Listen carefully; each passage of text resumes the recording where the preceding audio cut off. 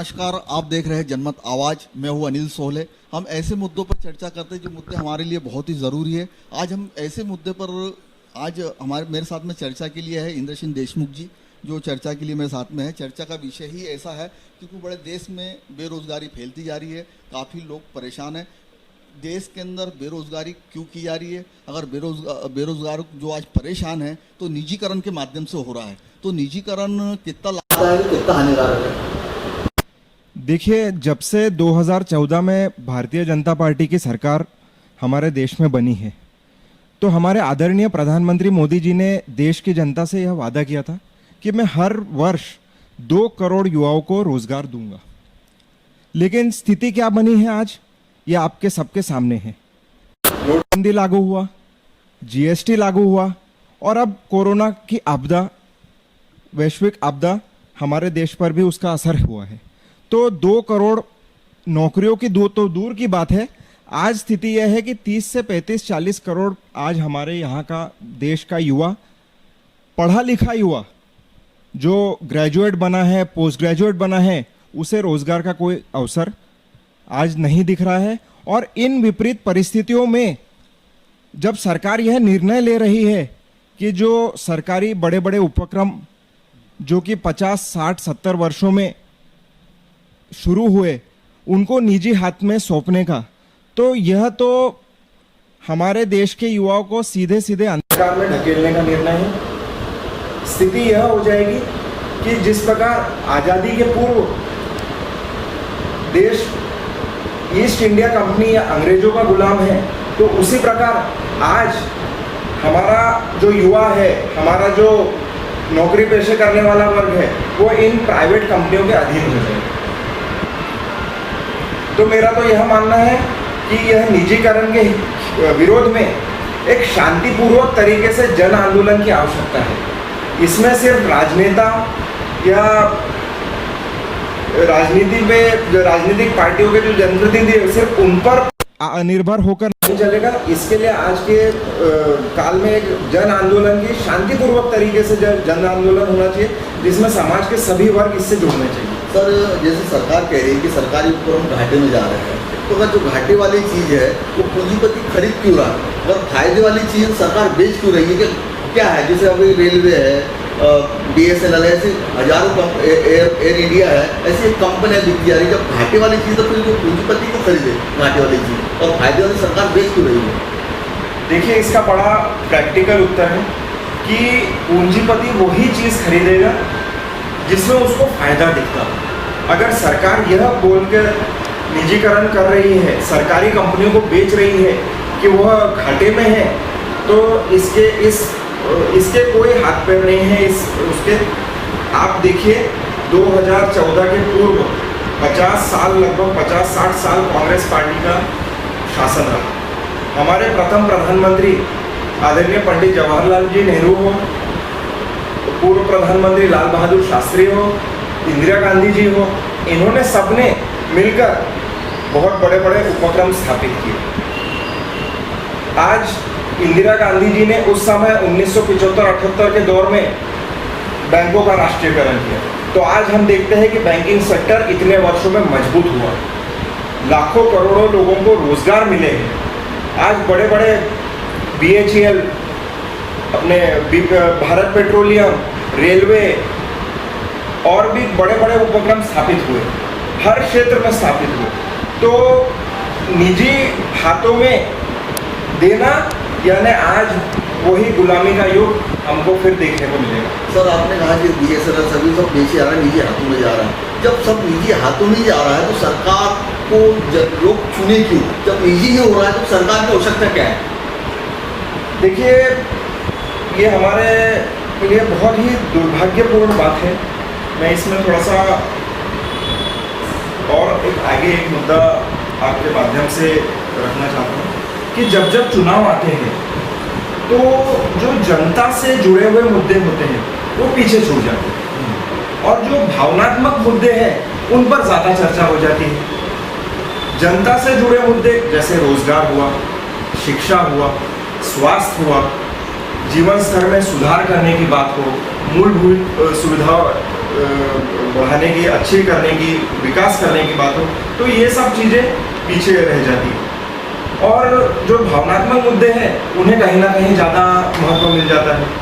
तो आपकी बात से मैं बिल्कुल सहमत हूँ कि सरकार का यह दायित्व बनता है कि आज अपने नागरिकों को जो जिस लायक है उस हिसाब से उसको रोजगार मिलना चाहिए। जब निजी हाथ में चला जाएगा तो ये सब ठेका पद्धति में हो जाएगा।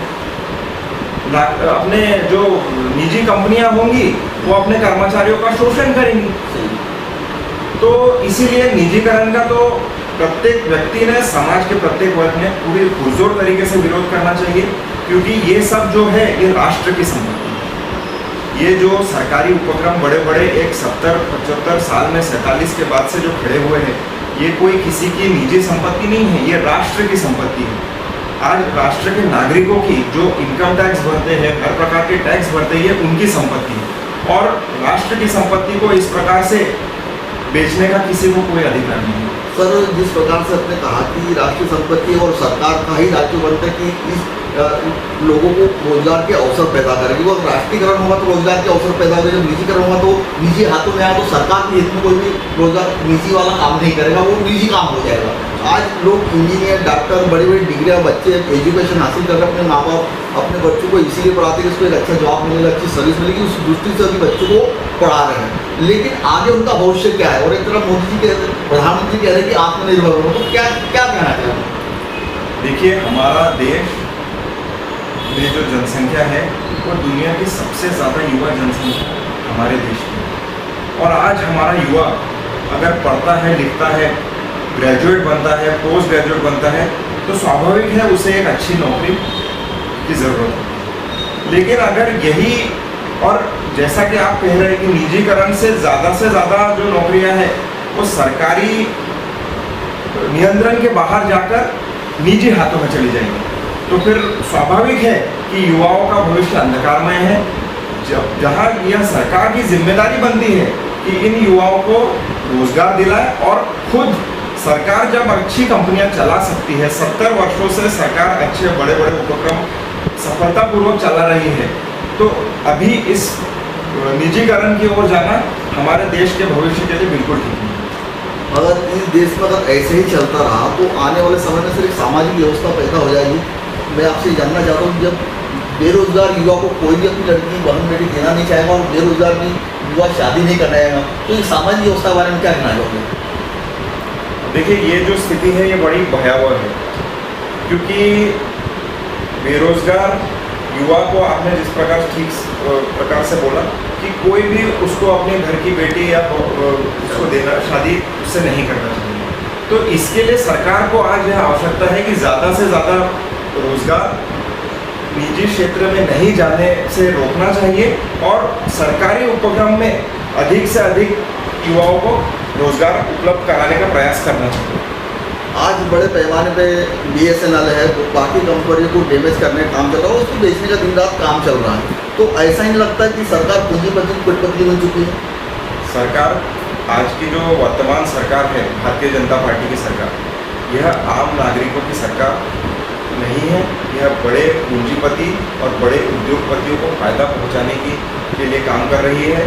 कोई भी उद्योगपति हो वह घाटे की कंपनी नहीं खरीदेगी, और सरकार यह बोलकर कि यह कंपनी घाटा कर रही है, यह उपक्रम, यह उद्योग घाटे में है और इस प्रकार से निजीकरण का रास्ता अपना रही है, तो ये बहुत ही निंदनीय है। और इसके लिए तो समाज के प्रत्येक वर्ग ने आवाज़ उठानी चाहिए और निजीकरण का पुरजोर तरीके से विरोध करना चाहिए। अभी सर, जिस प्रकार से पूरे देश में कोरोना आपदा चल रही है, तो क्या आपको लगता है कि ये आपदा का अवसर को नहीं फायदा उठा रहा है कि लोग विजोड़ सड़क पर नहीं आ पाए? देखिए, कोरोना की आपदा है, सरकार ने सोशल डिस्टेंसिंग और अलग अलग तरीके से गाइडलाइंस नागरिकों के लिए जारी कर रखी है, और पूरा देश इस कोरोना का संकट के निपटने के लिए सरकार के साथ में पूरी तरह से सहयोग भी कर रहा है और खड़ा भी हो रहा है। लेकिन इस सहयोग को किसी भी प्रकार से किसी की आवाज़ दबाने का प्रयास बिल्कुल भी नहीं किया जाना चाहिए। और जहाँ विषय आता है निजीकरण जैसे जो लोगों के मुद्दों से जुड़ा हुआ, लोगों के रोजगार से जुड़ा हुआ मुद्दा है, तो उस पर विरोध करना सबका अधिकार है और शांतिपूर्वक विरोध करना सबका अधिकार है। मेरा ये मानना है। बुरहानपुर जिले में अगर हम देखें, कई सालों से लोग यहाँ पे प्रतिनिधि रहे, लेकिन बुरहानपुर में रोजगार की कोई इन लोगों ने अवसर नहीं पैदा करे, क्या कहना चाहोगे? देखिए, बुरहानपुर में हमारे नेपा नगर में नेपा पेपर मिल हमारे प्रथम प्रधानमंत्री पंडित जवाहरलाल नेहरू जी के कार्यकाल में स्थापित हुई और आज नेपा मिल नेपा नगर की पहचान हुआ करती थी। हजारों युवा, हजारों परिवार उस मिल पर अपना गुजर बसर, उनका वहाँ पे नौकरी करके अपना जीवन यापन करते थे। लेकिन आज क्या स्थिति हो गई नेपा मिल की? आज जहाँ पे हजारों लोग काम करते थे, आज मात्र 200-300 कर्मचारी बड़ी मुश्किल से काम कर पा रहे हैं। वही हाल ताप्ती मिल का है। हमारे कांग्रेस की सरकार बनी, केंद्र में यूपीए की सरकार बनी, तो ताप्ती मिल के लिए सबसे ज़्यादा काम हमारे कांग्रेस की पार्टी की सरकार में हुआ। लेकिन आज कोरोना काल में सिर्फ कोरोना का हवाला देकर ये ताप्ती मिल को बंद रखा जा रहा है। तो कहीं ना कहीं मैं आपकी बात से सहमत हूँ कि हमारे जनप्रतिनिधि इस विषय में बहुत ज़्यादा उदासीन है, उनकी उदासीनता है और यह चुनाव के समय जो रोजगार का मुद्दा है या जो लोगों से जुड़े हुए असली मुद्दे हैं वो पीछे छूट जाते हैं और भावनात्मक मुद्दे आगे आ जाते हैं। यह इसका कारण यही है। बहुत बहुत धन्यवाद इंद्रसिंह देशमुख ने सही कहा कि जो बेरोजगारी का मुद्दा है, चिकित्सा का मुद्दा है, शिक्षा का मुद्दा है, ये तमाम जो मुद्दे हैं, ये मुद्दे चुनाव के समय अगर हमारे जो युवा साथी है, जो लोग हैं, अगर इस मुद्दों पर अगर अपनी राजनीतिक प्रतिनिधि अगर चुने तो आज ये नौबत नहीं आती, देश में निजीकरण का मामला नहीं खड़ा होता। लेकिन हमारे देश में धार्मिक मुद्दों को लेकर, भावनाओं के मुद्दों को लेकर लोग अपना वोट देते हैं। इसका नतीजा ये हुआ कि आज देश के अंदर इस निजीकरण और इन तमाम मुद्दों पर किसी का ध्यान नहीं जा रहा है और ये बहुत ही विकट परिस्थिति है। अगर युवा और देश के लोग अगर नहीं जागे तो आने वाले समय में गुलामी की स्थिति निर्मित होगी। मैं अनिल सोहले, जनमत आवाज़ के लिए कैमरामैन सुरेश वानके के साथ में सर धन्यवाद। आपके इस प्रोग्राम में हम और ऐसे मुद्दों पर हम चर्चा करते रहे।